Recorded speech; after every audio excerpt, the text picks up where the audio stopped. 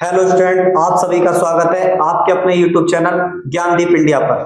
तो हम आज कक्षा 12 का रसायन विज्ञान का सेकंड चैप्टर चल रहा है जिसका नाम है वैद्युत रसायन, जिसे बोलते हैं इलेक्ट्रोकेमिस्ट्री। आज हम आपके लिए एक मोस्ट टॉपिक लेके आए हैं जिसका नाम है मोलर चालकता। अब मोलर चालकता को प्यारे बच्चों इंग्लिश में बोलते हैं मोलर कंडक्टिविटी। अब समझते हैं बिना देरी किए मोलर कंडक्टिविटी कहते किसे है, तो समझेंगे। हमने एक वेसल लिया है, बर्तन लिया है।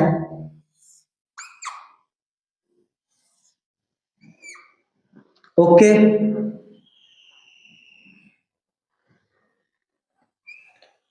क्या ले लिया प्यारे बच्चों? एक बर्तन ले लिया और उसमें हमने, ये हमारे पास क्या है? बिलियन। क्या है प्यारे बच्चों? बिलियन। अब हम बिलियन में एक मोल क्या डालेंगे प्यारे बच्चों? एक मोल NaCl डाल दिया। हमने कोई गिलास लिया है, गिलास में हमने बिलियन लिया है, सॉल्यूशन लिया है और उसमें एक मोल NaCl डाल दिया है। जो प्राप्त होगा हमें, जो बिलियन मोल प्राप्त होंगे उसे बोलेंगे हम मोलर चालकता। अब देखते हैं मोलर चालकता की परिभाषा। मोलर चालकता कहते किसे है? तो किसी वैद्युत अपघट्य के, किसी वैद्युत अपघट्य, जो बिलियन लिया था हमने वो क्या था हमारे पास? विद्युत अपघट्य। किसी वैद्युत अपघट्य के 1 ग्राम को घोलने पर प्राप्त बिलियन की चालकता को मोलर चालकता कहते हैं। क्या कहते हैं प्यारे बच्चों? मोलर चालकता कहते हैं। मोलर चालकता को लैम्डा m से प्रदर्शित करते हैं। ये लैम्डा जो है ये है ग्रीक लैम्डा। अब देखते हैं मोलर चालकता। अब मोलर चालकता जो होती है वो दो भागों में डिफाइन होती है। एक तो सांद्रता दी हो और एक सांद्रता नहीं दी गई हो। तो देखेंगे लैम्डा m, यहां देख सकते हैं यदि किसी विलयन की सांद्रता दी गई हो,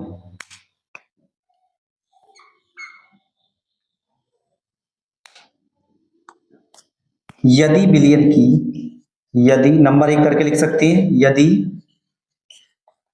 विलयन की सांद्रता दी गई हो,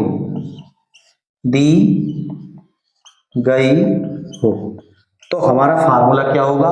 अगर दूसरे पे निकालेंगे अनंत तनुता पर मोलर चालकता, लिख सकती है अनंत तनुता पर मोलर चालकता। अनंत तनुता पर मोलर चालकता, हमारा फार्मूला क्या होगा? यदि विलयन की सांद्रता दी गई हो तो यहां पर होगा लैम्डा m, क्या लगाएंगे? सी को बोलते हैं सांद्रता, बराबर कप्पा गुणा 1000/c, या कर सकते हैं प्यारे बच्चों m, क्या कर सकते हैं? m। ओके, उसके बाद लैम्डा cm जो है यदि विलयन की सांद्रता दी गई हो। c जो होती है वो होती है प्यारे बच्चों सांद्रता। ओके, तो देखेंगे अनंत तनुता पर मोलर चालकता क्या होती है? ये होती है लैम्डा नॉट m बराबर लैम्डा इंफिनिटी धनायन प्लस लैम्डा इंफिनिटी ऋणायन। ओके, ये हो गई हमारी अनंत तनुता पर मोलर चालकता, या इसे बोल सकते हैं मोलरता। ओके, अब इसका प्यारे बच्चों मात्रक जो होता है, क्या होता है? मात्रक लिख सकते हैं, मात्रक होता है Simon centimetre square, Simon centimetre square mole inverse. Okay, ये हमारा हो गया मोलरता का मात्रक, मोलर चालकता का मात्रक। तो एक बार फिर से देखेंगे मोलर चालकता। यदि किसी विलयन वैद्युत अपघट्य के 1 ग्राम मोल को घोलने पर प्राप्त विलयन की चालकता को मोलर चालकता कहते हैं। मोलर चालकता को लैम्डा एम से प्रदर्शित करते हैं या दर्शाते हैं। अब लैम्डा मोलर चालकता को 2 पार्टों में डिवाइड कर दिया गया है। यदि विलयन की सांद्रता हो, ओके, तो हमारा फार्मूला क्या हो जाएगा, लैम्डा Cm बराबर कप्पा गुणा 1000/C। और यहाँ पे प्यारे बच्चों कप्पा जो है वो है चालकता। क्या है प्यारे बच्चों, चालकता। दूसरे है अनंत अनुता पर मोलर चालकता, लैम्डा नॉट m बराबर लैम्डा धनायन प्लस लैम्डा ऋणायन। ओके, और इसका मात्रक जो होता है वो होता है Simon centimetre square mole inverse.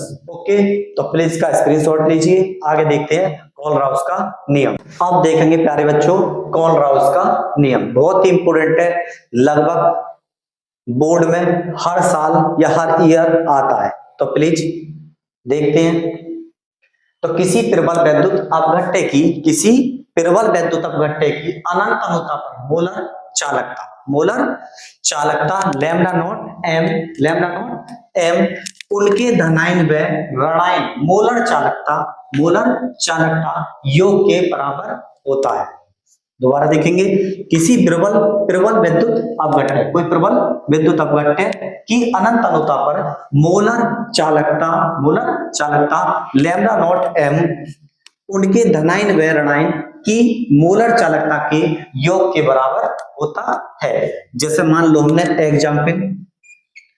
Example number 1 हमने ले लिया लैम्डा नॉट SCl बराबर क्या करेंगे, लैम्डा इंफिनिटी H